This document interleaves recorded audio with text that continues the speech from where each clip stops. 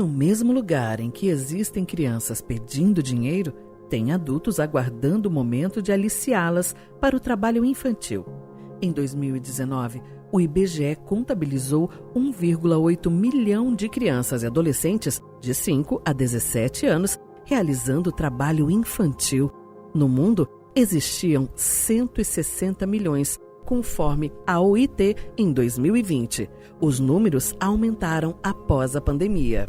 Estudos feitos pela OIT e pela Unicef constataram que, infelizmente, depois da pandemia, nós tivemos uma regressão de números que tínhamos conseguido melhorar, né? Depois de 2 décadas, foi a primeira vez que nós tivemos aumento no percentual de crianças e adolescentes sendo exploradas no trabalho infantil. Dentro do programa, nós trabalhamos com 3 principais eixos. Um de conscientização, onde o Poder Judiciário ele vai atuar conscientizando e educando a nossa sociedade com relação ao trabalho infantil, o que é esse trabalho, por que ele é proibido, quais são as consequências desse trabalho, mas também temos as áreas de interseccionalidade, onde o Poder Judiciário, de mãos dadas com o Poder Executivo, com o Poder Legislativo e também com essas instituições que estabelecem as questões da aprendizagem, e aí entra o terceiro eixo, que é o estímulo à aprendizagem, vão estabelecer realmente uma corrente coordenada, né, e de ações permanentes nas quais nós vamos contribuir para que esse trabalho infantil ele realmente seja erradicado. Inclusive, o Brasil ele assumiu um pacto global, um pacto em nível internacional, que até 2030, né, chamado Agenda 2030, os países eles devem cumprir metas estabelecidas dentro dos Objetivos de Desenvolvimento Sustentável. Dentro desses objetivos, nós temos aí a erradicação do trabalho infantil.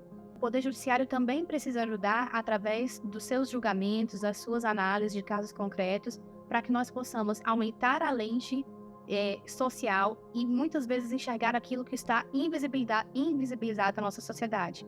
Qualquer tipo de trabalho é proibido para os menores de 16 anos, exceto na situação de aprendiz a partir dos 14. No caso do aprendiz, a frequência na escola deve ser mantida e, o mais importante, prezando pelo desenvolvimento físico, psíquico, moral e social. O Estatuto da Criança e do Adolescente proíbe que o adolescente empregado faça trabalho noturno, perigoso, insalubre ou penoso. O contrato de aprendizagem tem requisitos, entre eles a anotação da carteira de trabalho e a frequência na escola. É uma forma, inclusive, de preparar o jovem e adolescente para o mercado de trabalho sem que haja uma evasão escolar. O trabalho infantil é uma grave violação de direitos humanos. No meu sentir, é uma das formas mais perversas de exploração do trabalho humano. Por quê? Porque ela quebra sonhos, ela sonega futuros, ela pega a parte mais fragilizada da sociedade para punir, que são as crianças e os adolescentes. A gente escuta muito se falar, é melhor trabalhar do que roubar. Mas por que uma criança de uma família vulnerável economicamente só pode ter 2 destinos? Ou ela trabalha ou ela rouba? Ela não tem possibilidade de ter um futuro diferente? Porque as crianças com mais recursos financeiros têm direito à saúde, ao lazer, à cultura e à educação. Mas as crianças pobres não. Então elas teriam que trabalhar ou então elas vão roubar, vão virar ladrões. Eu acho que essa não é uma visão correta. Nós temos que quebrar isso e parar de repetir. Há dados do Ministério da Saúde que demonstram que as crianças se acidentam 6 vezes mais do que os adultos no ambiente de trabalho. E por quê? Porque o ambiente de trabalho não é construído, não está formatado para uma criança. O trabalho infantil está atrelado às piores formas de trabalho, como o trabalho forçado análogo à escravidão, a exploração sexual e o recrutamento em atividades ilícitas. O trabalho infantil compromete o desenvolvimento intelectual da criança e do adolescente. Por exemplo, a criança que vai para a escola, que ficou em um ambiente de trabalho, né, por algum tempo, ela não consegue concentrar-se no ambiente escolar da forma que ela poderia. Isso compromete o desempenho escolar dessa criança. E muitas vezes esse desempenho escolar, a criança não se sente estimulada a frequentar a escola porque ela não dá conta, começa a ter notas baixas e vai só piorando o rendimento escolar. A criança, na verdade, ela precisa brincar. né? Na brincadeira que ela simula a vida adulta. Então, se a criança é privada desse momento de brincadeira, e o adolescente é privado também do seu momento de sociabilidade com seus pares, seus amigos, na escola, no ambiente em que vive, ela está sendo privada do seu desenvolvimento como ser humano de forma integral. Esses adolescentes, eles estavam cumprindo medida socioeducativa porque estavam envolvidos com o tráfico de drogas, que é uma das piores formas de trabalho infantil. Então, foi desenvolvida uma atividade com eles, uma oficina, onde eles podiam criar poesias. Essa oficina foi trabalhosa, imensamente trabalhosa no início, mas deu frutos maravilhosos. A gente pode perceber, enquanto equipe, né, que estava desenvolvendo a atividade, a evolução desses adolescentes, a sensibilidade deles para um mundo que eles não tinham noção do que era poesia, né? E eles se encantando com a atividade da poesia, né? De poder elaborar uma poesia com a própria família, né? De poder falar de seus sentimentos, das suas emoções. Foi maravilhoso, né? E quanto isso mexeu com a autoestima deles, né? Em saber que eles podem ir muito mais além do que propriamente a poesia em si, que eles podem ser protagonistas da sua própria história. A criança trabalhadora é naturalmente compelida a inibir seus impulsos de ser espontânea e livre, pois assume a identidade de trabalhadora e não mais de criança, perdendo seu senso do que é lúdico e da fantasia. É interessante falar da lista TIP, que ela foi criada no âmbito da CONAET, a Comissão Nacional pela Erradicação de Trabalho Infantil, criada no âmbito do Ministério do Trabalho e Emprego. E a discussão das atividades que deveriam ser incluídas na lista TIP, proibidas para ser exercidas por crianças e adolescentes, essa discussão ela foi feita de forma quadripartite, com a participação de representantes do governo, organizações de trabalhadores, empregadores e sociedade civil.